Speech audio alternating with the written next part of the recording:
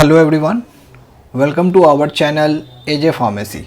सो आज हम डिस्कस करने जा रहे हैं molecular mechanism of apoptosis. So पिछले की वीडियो में ऑलरेडी डिस्कस कर रखा था कि एपोप्टोसिस होता क्या है एंड एपोप्टोसिस के कौन कौन से ये हो सकते हैं, कौन कौन से कंडीशन में एपोप्टोसिस हमारा अकर होता है। जैसे हमने बात की थी pathological condition and the physiological condition as well. So अब हम आज देखेंगे कि जो हमारा एपोप्टोसिस है वो कैसे होता है, इनके पाथवे को हम देखेंगे because this is very important to know. So today we will talk about the molecular mechanism of apoptosis. So today we will talk about molecular mechanism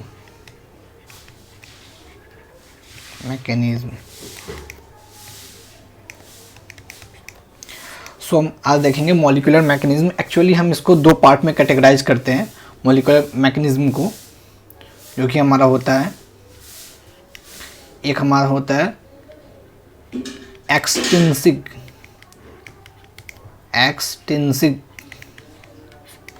एक हमारा होता है intrinsic.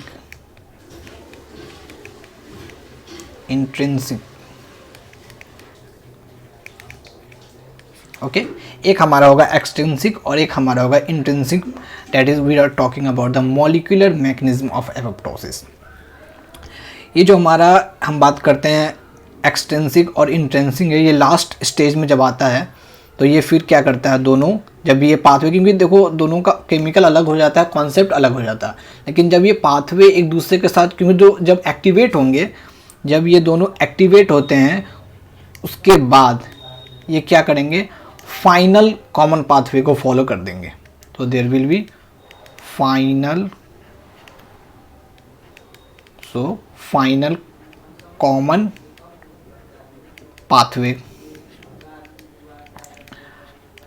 pathway and this will leads to the cell death और apoptotic bodies बनाएगी and then the apoptotic bodies को क्या करेंगे, हमारे मैक्रोफेज इनगल्फ कर लेंगे, डाइजेस्ट कर लेंगे and there will be the completely death of that cell. So there will be the cell death. ये हमने बस एक रफ तरीके से समझा है। ओके, अब हम क्या करेंगे, हम दोनों पाथवे को समझने की कोशिश करेंगे। This is very important to know, क्योंकि दोनों पाथवे बहुत अलग हैं। मॉलिक्यूलर मैकेनिज्म हम देखेंगे क्योंकि केमिकल्स के अलग अलग ये हो जाते हैं, वर्किंग हो जाती है। फिर हम बात करें दोनों का जो ये होता है कॉन्सेप्ट भी बहुत अलग हो जाता है, तो हम दोनों को देखेंगे। सो एक्चुअली हम इस वीडियो के अंदर इंट्रिंसिक को देखेंगे और नेक्स्ट वीडियो में हम एक्सटेंसिक को देखेंगे एंड सेकेंड वीडियो में हम बात करेंगे इंट्रिंसिक के बारे में। तो पहले हम देखते हैं इंट्रिंसिक पाथवे किस तरीके से फॉलो होता है।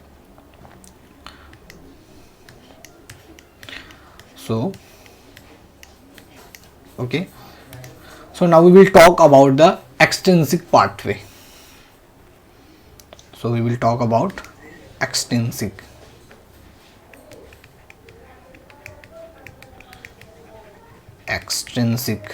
है ना। So जो हमारा एक्सट्रिंसिक पाथवे है, अब बहुत कॉमन सा मैं बातें करता हूँ और बहुत ही कॉन्सेप्चुअल बातें करता हूँ। एक्चुअली हमारे जो सेल होते हैं ना, उसमें क्या होता है, एक डेथ बटन होता है। जैसे हम कहते हैं ना किसी चीज़ को पुश करने के लिए, तो जो हमारा एपोप्टोसिस होता है वो उस बटन को क्या करता है, पुश होने के बाद वो पूरा पाथवे फॉलो हो जाता है। तो हमारे सेल के अंदर क्या होगा, certain type of death button, जब वो एक्टिवेट होगा तो ये पूरा क्या होगा, एपोप्टोसिस का ये प्रोसेस हो जाएगा। और ये हमारा एक्सटेंसिक भी हो सकता है और ये इंटेंसिक भी हो सकता है। ये चीज़ हमने समझा। जैसे होता है ना, किसी आदमी को some time they will undergo certain type of extreme depression, है ना, तो वो क्या सुसाइड करते हैं ना। बट हम क्या करते हैं, मान लो कि हमारा माइंड चेंज हो गया तो हम विड्रॉल कर लेते हैं उस चीज़ को, है ना। Thank God this is happen to us. But हमारे सेल में ऐसा नहीं होता। अगर एक बार वो बटन दब गया, अगर वो बटन एक बार एक्टिवेट हो गया, so there will be the apoptosis process activate हो जाएगा और पूरा सेल का ये हो जाएगा, डेथ हो जाएगा। ये चीज़ बहुत इंपॉर्टेंट है। सो एक्चुअली जो हमारा एक्सट्रिंसिक फैक्टर जो होता है, ये कब एक्टिवेट होता है, सो हम इसके बारे में थोड़ा सा ये जान लेते हैं कि ये एक्टिवेट तब होगा और ये किस पे वर्क करेगा। So we are talking about there is special receptor present in our cell membrane. So क्या हो गया, हमारे स्पेशल रिसेप्टार पे एक्ट करते हैं ये, स्पेशल रिसेप्टार है ना, हमारे कहाँ पे होंगे, सेल मेम्ब्रेन के अंदर होंगे, सेल मेम्ब्रेन।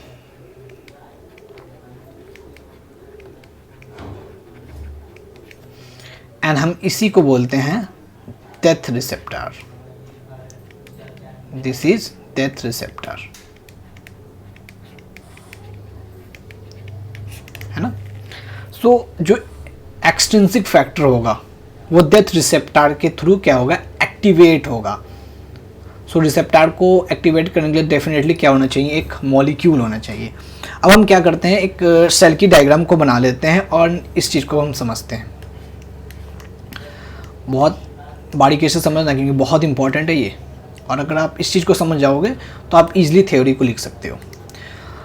सो मान रहे कि ये हमारा एक सेल है, हम इसको मान लेते हैं ये हमारा एक सेल है, ठीक है, ओके। ये हमारा एक सेल है, मैं यहाँ पे इसको रब कर देता हूँ।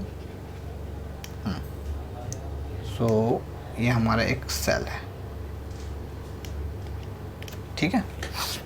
सो हमने बात ये करी कि जो हमारा सेल होगा उसके पे क्या होगा, उस सेल में क्या होता है, certain type of receptor present होते हैं, है ना।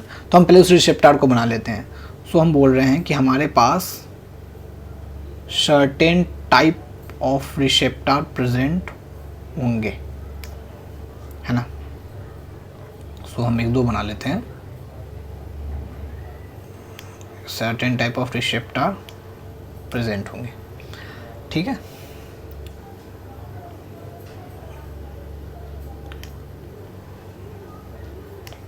सॉरी, इसको थोड़ा सा ही,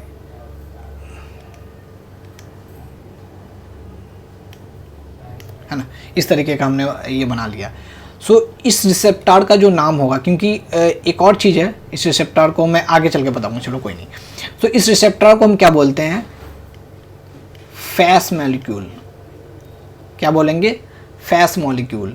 एंड इसका एक और नाम होता है, डैट इज, आपने बहुत सुना होगा, TNF receptor, that is tumour necrosis factor receptor. So definitely receptor present है, हमने इस चीज़ को मान लिया। लेकिन ये एक्टिवेट तब होगा क्योंकि there will be the push, कोई न किसी चीज़ को एक्टिवेट करने के लिए बटन तो टिपना पड़ेगा। So what will be the button, हम रिसेप्टर के केस में क्या होता है, ligand. So there will be like ligand here, so there will be, first of all मैं इसको यहाँ से रब करता हूँ, ओके।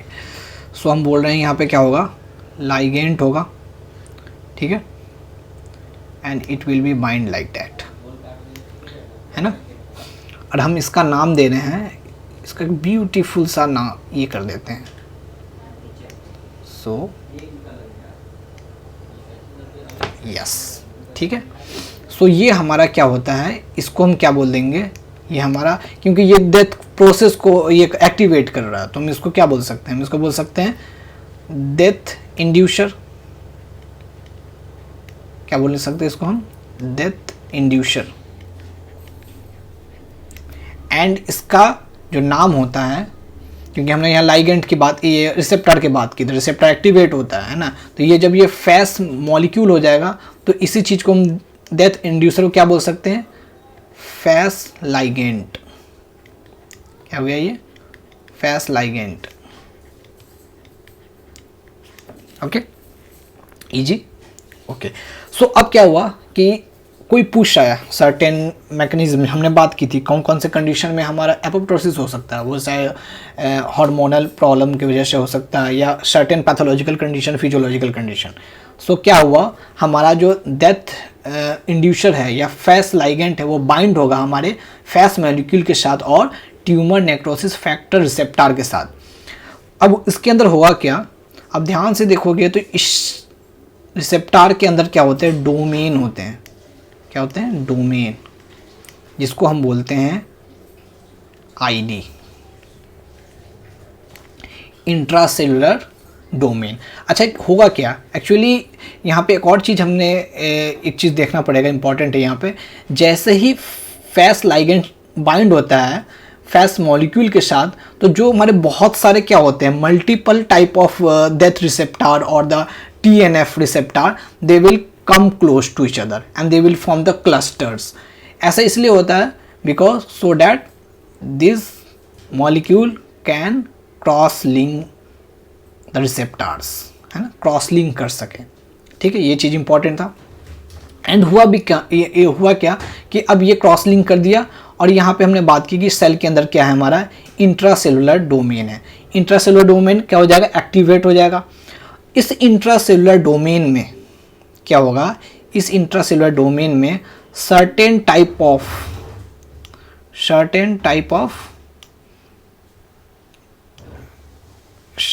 ऑफ एडेप्टर मॉलिक्यूल्स जाकर बाइंड हो जाएंगे। जैसे ही इंट्रासेलुलर डोमेन एक्टिवेट होगा तो certain type of adapter that is protein bind करेंगे, एंड दिस प्रोटीन के पास भी क्या होगा, हम अपना खुद का क्या होगा, डोमेन होगा। सो इस एडेप्टर प्रोटीन के पास भी खुद का क्या होगा, डोमेन होगा। सो एक बार और ऊपर से देखते हैं। डेथ इंड्यूसर क्या हुआ, बाइंड हुआ फैस मॉलिक्यूल के साथ, फैस लाइगेंड बाइंड होगा फैस मॉलिक्यूल के साथ। जैसे ही फैस मॉलिक्यूल एक्टिवेट होगा, बहुत सारे फैस मॉलिक्यूल एक जगह पे आ जाएंगे, इसलिए आएंगे क्या होगा, वहाँ पे जो हमारा फैस लाइगेंट है वो क्या कर सके, क्रॉस लिंक कर सके। जैसे ही क्रॉस लिंक हो जाएगा, ज़्यादा से ज़्यादा रिसेप्टर के साथ वो बाइंड करेगा, तो इंट्रासेलुलर क्या डोमेन क्या होगा, एक्टिवेट होगा।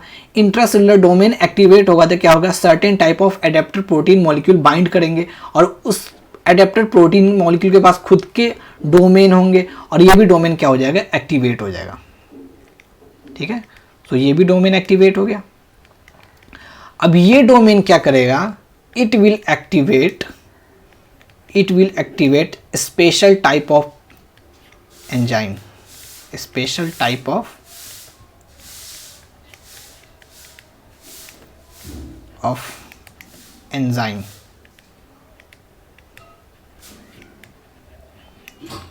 कैसे एंजाइम होता है ये, प्रोटियोलाइटिक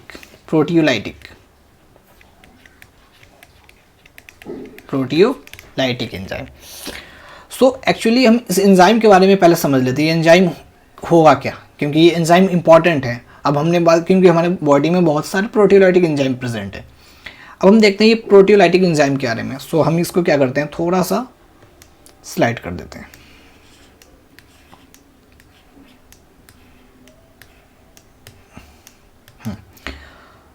सो ये जो एंजाइम होता है ये बहुत ही नॉटी टाइप का एंजाइम होता है। कैसा होता है, naughty type of enzyme. So this is like that, ये है वो एंजाइम। ठीक है, इस एंजाइम के बारे में हम डिस्कस कर रहे हैं। एक्चुअली ये क्या होता है, इनएक्टिव स्टेज में प्रेजेंट होता है हमारे सेल के अंदर, लेकिन जैसे वो हम बात की हमने, जो हमारे एडेप्टर मॉलिक्यूल के जो प्रोटीन के जो डोमेन हैं वो एक्टिवेट हो जाएंगे, तो ये इस एंजाइम को क्या कर देंगे, एक्टिवेट कर देंगे। ठीक है, अब इस एंजाइम के बारे में कुछ इंपॉर्टेंट चीज़। ठीक है, सो हमने क्या बोला, नॉर्मली ये क्या होते हैं, इनएक्टिव होते हैं। क्या होते हैं, इनएक्टिव। नॉर्मली ये इनएक्टिव होते हैं। ठीक है, नॉर्मल कंडीशन में। ठीक है, अब इस एंजाइम के बारे में कुछ इंपॉर्टेंट चीज़ देख लो, इसका नाम क्या होगा, क्योंकि हमने बोला ये प्रोटियोलाइटिक एंजाइम है, लेकिन इसका नाम तो कुछ तो होगा ना, स्पेसिफिक नाम। इस नाम को हम ड्राइव करते हैं। सो ये एंजाइम में देखो इस तरीके का होता है। ये एंजाइम अगर एक्टिवेट होता है तो कुछ इस तरीके का दिखने में लगता है, वेरी डेंजरस। ओके, सो कटर की तरह है ना, कैंची को आपने देखा होगा ना, काटता है ना। सो इसके भी क्या होते हैं अपने, ये होते ब्लेड होते हैं अंदर में, जिसको हम क्या कहेंगे, कटिंग पॉकेट्स। इसका काम क्या है, कटिंग करना, द कटिंग पॉकेट्स। और जो कटिंग पॉकेट्स होता है वो किस चीज़ का होता है, it consist of cysteine amino acid, cysteine amino acids. Okay, and अब ये जो कटर है ये क्या जब एक्टिवेट होगा तो करेगा क्या, सो इट विल, क्योंकि ये प्रोटियोलाइटिक एंजाइम है, हमने बोला प्रोटियोलाइटिक, क्या करेगा, प्रोटीन के ब्रेकडाउन करेगा, है ना। प्रोटीन क्या होता है, हमारा एक पॉलीपेप्टाइड चेन है ना अमीनो एसिड्स का। सो एक्चुअली ये जो एंजाइम है ये क्या करेगा, if activate it only cut the peptide where there is a aspartate amino acid. ये कहाँ पे कट करेगा, मान लो ये हमारा एक पॉलीपेप्टाइड चेन है, मान के चल रही है हमारा एक क्या है, पॉलीपेप्टाइड चेन है, ठीक है, और यहाँ बहुत सारे अमीनो एसिड्स हैं, है ना। तो जहाँ पे स्पार्टेट अमीनो एसिड है वहाँ पे ये क्या करेगा, कट लगाएगा अपना, है ना, स्पार्टेट एरिया पे, है ना। ऑब्वियसली मान लो कि हमने एक जगह से कट लगा दिया तो ऑब्वियसली वो चीज़ क्या हो सकती है, वो टूट जाएगी, है ना। सो ये जो हमारा एंजाइम है, हमने पहली बात की कि इसके पास क्या होगा, कटिंग पॉकेट्स के अंदर क्या होंगे, 16 अमीनो एसिड्स कंसिस्ट होंगे, ठीक है। और ये इसका स्पेसिफिकेशन क्या है, it only cut where there is a aspartate amino acids. अब इसका नाम ड्राइव करो, और एक और चीज़ है, इस चीज़ को एक और बोलते हैं, that is cysteine containing aspartate specific. इसका जो नाम है समटाइम कभी बुक्स में लिख देते हैं, that is cysteine containing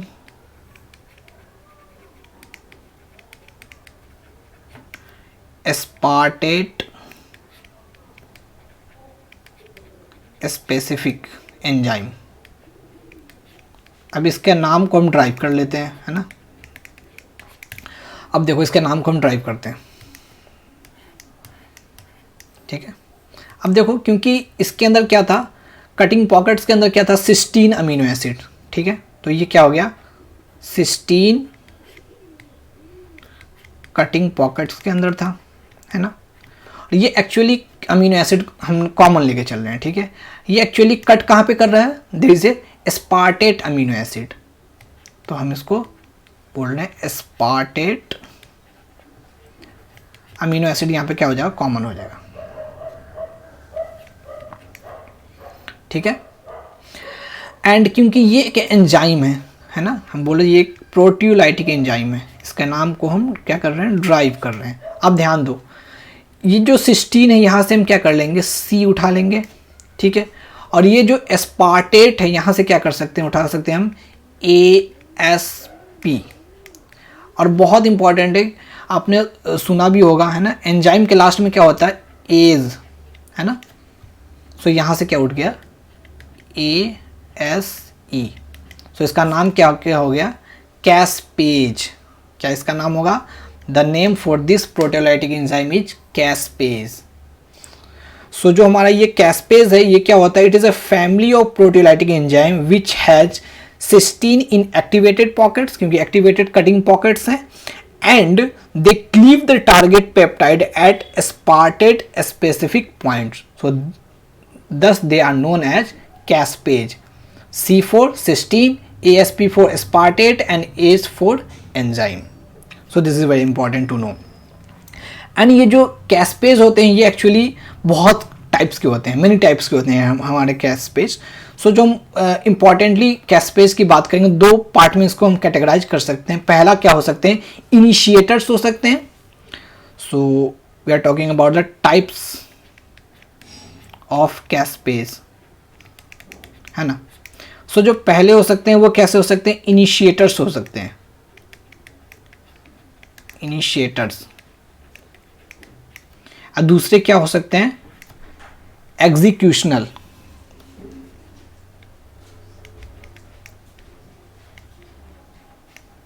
executional, है ना। एक तो क्या हो सकते हैं हमारे इनिशिएटर्स हो सकते हैं, और एक तो हमारे कैसे हो सकते हैं, एग्जीक्यूशनल हो सकते हैं। सो इन दोनों का नाम ऐसा इसलिए है क्योंकि क्या होगा, एक्चुअली इसमें क्या होगा, जो इनिशिएटर कैस्पेज हैं वो क्या करेंगे, डेथ प्रोसेस को इनिशिएट करेंगे, बट जो एग्जीक्यूशनल कैस्पेज हैं, एग्जीक्यूशनल कैस्पेज क्या करेंगे, उस अर्ली स्टेज को क्या करेंगे, आगे बढ़ाएंगे। What they will do, they will activate at the advanced stage, ठीक है, ये बहुत इंपॉर्टेंट है। और ये जो एग्जीक्यूशनल कैस्पेज है इसको हम दूसरा नाम भी देते हैं, they are also known as effector caspase. So they are known as effector caspase. So ये चीज़ इंपॉर्टेंट है. दो टाइप के हो गए हमारे पास caspase, that is initiator and executional. Okay, so जो इनिशिएटर से वो इनिशिएट करेंगे दैट प्रोसेस को, और जो दूसरे हैं वो क्या करेंगे, ये क्या करेंगे, एडवांस स्टेज लास्ट स्टेज में एक्टिवेट होंगे और उस प्रोसेस को क्या करेंगे, एपोप्टोसिस को प्रोसेस को कंप्लीट करेंगे. ठीक है, this is very important to know. And अब हम बात करते हैं कि अब क्योंकि हमने जान लिया कि इसका नाम, उस प्रोटीलाइटिक एंजाइम का नाम क्या था, कैस्पेज था. और एक्चुअली इसका नाम भी जो कैस्पेज होता है, बहुत सारे नाम होते हैं, मैं इसको लास्ट में बताऊंगा क्या एक्टिवेट, क्योंकि इसमें जो कैस्पेज होते हैं, कैस्पेज 8 और कैस्पेज 9 है ना. ये जो कैस्पेज 8 होता है, क्योंकि अलग हो जाएगा जब आप इंट्रिंसिक पाथवे पढ़ोगे, क्योंकि हम अभी क्या कर रहे हैं, एक्सटेंसिक पाथवे पढ़ रहे हैं. तो एक्सटेंसिक पाथवे में कौन सा कैस्पेज एक्टिवेट होता है, 8 होता है, और 9 में और जो हमारा इंट्रिंसिक में 9 होता है. लेकिन जब लास्ट में जब प्रोसेस आता है तो एग्जीक्यूशन कैस्पेज दोनों का सेम रहता है. तो ये हम इसको लास्ट में भी हम देख लेंगे. ठीक है, अब हम देखते हैं क्या हुआ, हमारा कैस्पेज क्या हो गया है, इंटरेक्ट हुआ है, हमारा जो भी एडेप्टर मॉलिक्यूल के डोमेन्स थे उससे इंटरेक्ट होने के बाद क्या हो गया, एक्टिवेट हो गया. सो एक्टिवेट होने के बाद होगा क्या, सो मैं उस प्रोसेस को फिर से उस सेल के पास चलता हूँ, है ना, या हम इस सेल की बात कर रहे थे. ओके, एंड मैं इस चीज़ को रब कर देता हूँ यहाँ से. ओके, सो हम बोल रहे थे यहाँ से वो क्या हो गया है, एक्टिवेट हो जाएगा. ये हमारा ये जो ये कुछ इस तरीके का था पहले, है ना. ये पहले क्या था, इनएक्टिव फॉर्म में था. जो हमारा कैस्पेज था वो पहले क्या था, इनएक्टिव फॉर्म में था. अब इस कैस्पेज के साथ होगा क्या, जब वो इंट्रासेलुलर दैट डोमेन के साथ इंटरेक्ट करेगा, क्योंकि यहाँ पे ये जो एरिया है, ये जो एरिया इसको क्या कर रहा है, इनएक्टिव कर रहा है. ये क्या होता है, पॉलीपेप्टाइड होता है. तो जो हमारा इंट्रासेलुलर दैट डोमेन है क्या करेगा, क्लीव अवे कर देगा हमारा इनिबिटरी पेप्टाइड एरिया को, और देयर विल अंडरगो फ्रेगमेंटेशन, और फ्रेगमेंटेशन की वजह से वो एरिया क्या हो जाएगा, हट जाएगा. और ये जो हमारा कटिंग पॉकेट्स वाली जो एरिया है, इस एरिया के बारे में बात कर रहे हैं, इट विल गेट एक्टिवेटेड. सो जो हमारा एंजाइम है कुछ इस तरीके का हो जाएगा. So the enzyme will be like that. अब ये बहुत ही खतरनाक तरीके का एंजाइम हो गया. थोड़ा सा मैं इसको ठीक है, क्योंकि इसके अब पॉकेट्स क्या होंगे, खुल चुके हैं.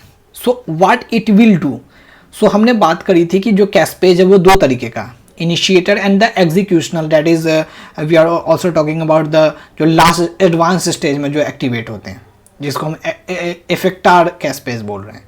सो जब ये एक्टिवेट हो गया तो ये कौन सा कैस्पेज है, ये इनिशिएटर कैस्पेज है. ये क्या है, इनिशिएटर कैस्पेज है. And now what it will do, so it will do to activate multiple type of caspase. जो इनिशिएटर कैस्पेज है वो क्या करेगा, मल्टीपल टाइप ऑफ कैस्पेज को एक्टिवेट करेगा. And it also do activation of executional caspase. अब जो executional caspase है उसको भी एक्टिवेट कौन कर रहा है, हमारा इनिशिएटर कैस्पेज है. और इसका नाम आप याद रखोगे 8, caspase 8 in the intrinsic factor. और जब हम एक्सट्रिंसिक बात हम कर रहे हैं यहाँ पे, जब हम इंट्रिंसिक की बात करेंगे तब उसमें क्या हो जाए, कैस्पेज 9 होगा. Okay, so what it will do, जो हम बात कर रहे हैं एक्सट्रिंसिक फैक्टर में, पाथवे में, सो ये क्या करेगा, एक्टिवेट करेगा हमारा एग्जीक्यूशनल कैस्पेज को. सो एग्जीक्यूशनल कैस्पेज कुछ इस तरीके का होता है, very dangerous type of caspase.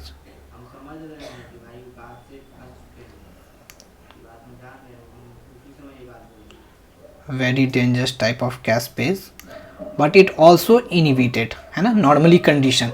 जब ये, क्योंकि जब इनिशिएटर को ये एक्टिवेट करेगा तो ये कुछ इस तरीके का हो जाएगा. सो it will be like that, very dangerous caspase.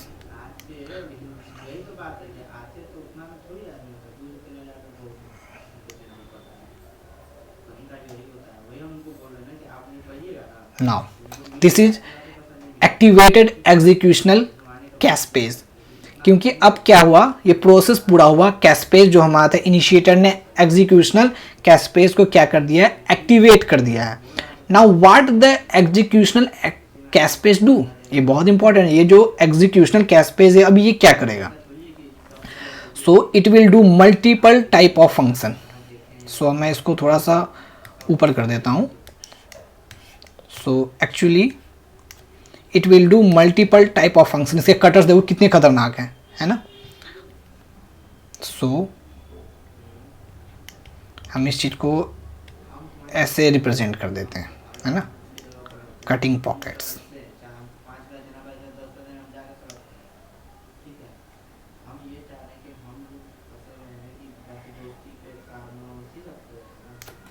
है ना, ये बहुत ही खतरनाक कैस्पेज है।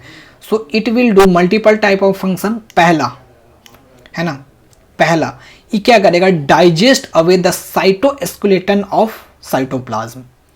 So the first function will be the digestion और digest away.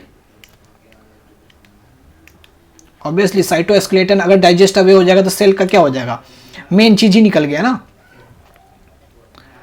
So it will do digest away the cytoskeleton.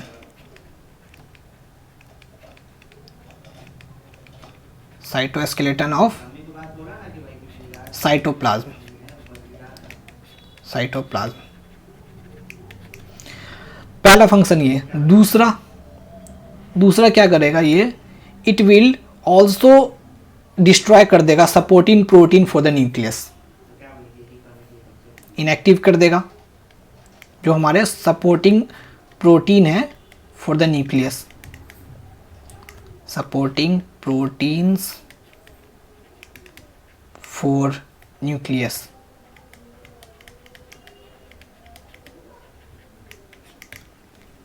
Now इसने दो फंक्शन कर लिए, तीसरा एक और फंक्शन है, it will activate DNAs. It will activate DNAs. That is, we are talking about executional caspase. So जो हमारे DNAs क्या करेगा, हम DNAs का बहुत अच्छा सा डायग्राम बना लेते हैं। ये हमारा DNAs हो जाएगा, DNAs।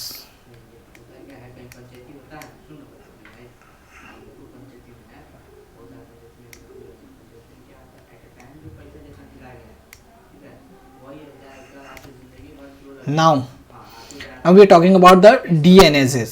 अब ये क्या करेगा, ये जो DNases है, it will attack on the human genetic material of the cell, that is nucleus, and there will be the breakdown of the DNA.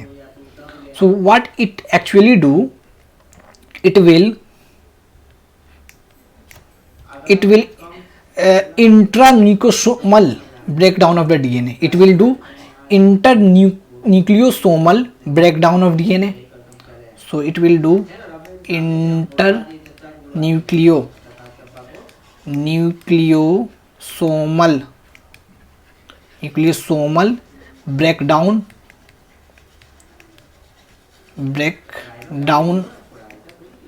of DNA, and it will further do breakdown of DNA,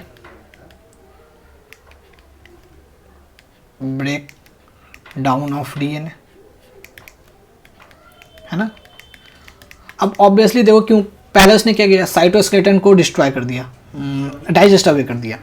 अब जो हमारे DNA है उसको भी इसने क्या कर दिया है, कट करके इसको ब्रेक डाउन कर दिया। इंपॉर्टेंट सपोर्टिंग प्रोटीन उसको भी क्या कर दिया, इनएक्टिव कर दिया गया, उसको भी डिस्ट्रॉय कर दिया गया। अब सेल क्या हो गया, इनएक्टिव हो जाएगा। सेल के सारे जो कॉन्स्टिट्यूएंट थे, जो इंपॉर्टेंट थे उसके लाइफ के लिए, वो सारे चीज़ खत्म हो गए। तो ऑब्वियसली जो सेल है क्या, वो डेथ प्रोसेस की ओर चला गया, वो क्योंकि वो डेथ प्रोसेस में चला गया। And it will be form bleb like that structure, bleb की तरह वो स्ट्रक्चर बना लेगा। And then the cell will form apoptotic cell. अब वो जो सेल है, ये सारे प्रोसेस कंप्लीट होने के बाद वो कैसा हो जाएगा, एपोप्टोटिक सेल हो जाएगा। So it will be like that. So it will be like that, है ना, एपोप्टोटिक सेल बन जाएगा। मैं बस इसको यहाँ पर रिप्रेजेंट कर रहा हूँ। अब क्योंकि हम जानते हैं जो हमारे सेल के क्या होते हैं, फॉस्फो बाइलेयर से बने ना, फॉस्फोलिपिड बाइलेयर, है ना, ऐसा होता है ना कुछ। अब ये क्या होगा जब ये क्योंकि ये क्या बन गया हमारा, एपोप्टोटिक सेल हो गया। अभी ये एपोप्टोटिक बॉडीज, एपोप्टोटिक बॉडीज। अब इसका क्या होगा, एक्चुअली ये जब ये होता है एपोप्टोसिस के प्रोसेस में जाता है तो it will, the structure will be like that, ऐसा हो जाता। जो हम बात कर रहे हैं फॉस्फोलिपिड बाइलेयर जो होता है कुछ इस तरीके का हो जाता है। अभी इसके होने से, स्ट्रक्चर के डिसफेरेक्शन होने की वजह से, इसके स्ट्रक्चर में खराबी के होने की वजह से क्या होते हैं, मैक्रोफेज क्या होंगे, आएंगे।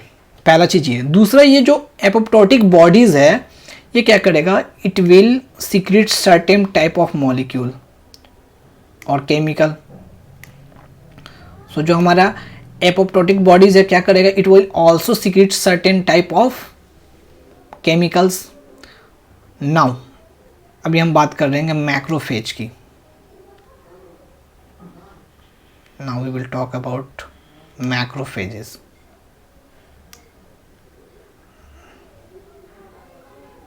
We will talk about macrophages.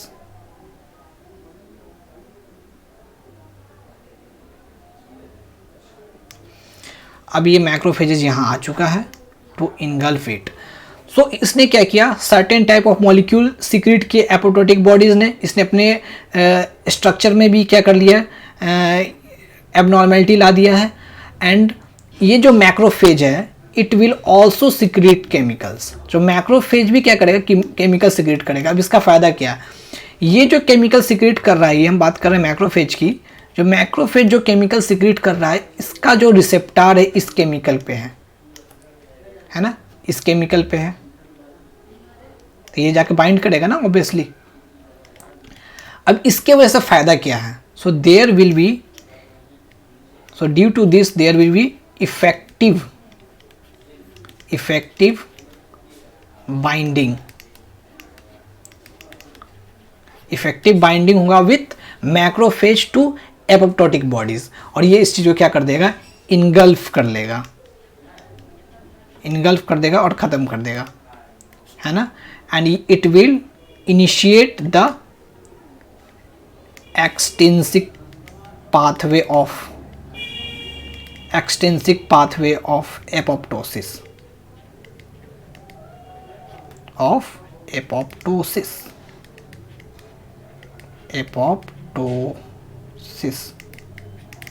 है ना। सो ये हमारा इस तरीके से हमारा जो था एक्सटेंसिक पाथवे काम करता है। सो मिलते हैं नेक्स्ट वीडियो में, जिसमें हम डिस्कस करेंगे इंट्रिंसिक फैक्टर के बारे में और इंट्रिंसिक पाथवे के बारे में ऑफ एपोप्टोसिस, जिसकी हम बात कर रहे हैं molecular mechanism of apoptosis. Please like this video, share it with your friends and relatives, and subscribe to our channel. Thank you so much guys for watching this.